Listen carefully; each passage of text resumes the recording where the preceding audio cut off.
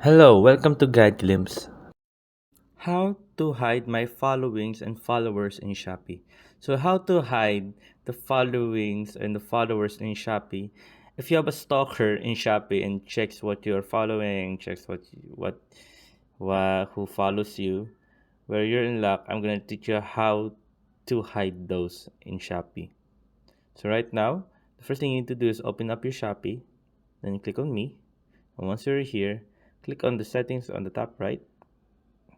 And there you go. Once you're here, click on the privacy settings.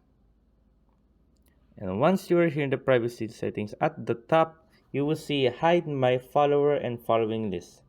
When you enable the option to hide your followers and following list from other Shopee users. So right now, we're going to enable it.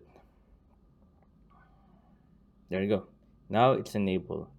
So all of my friends or even some random peoples on Shopee, when they look at my account, they won't see what I'm following and who is following me in my Shopee.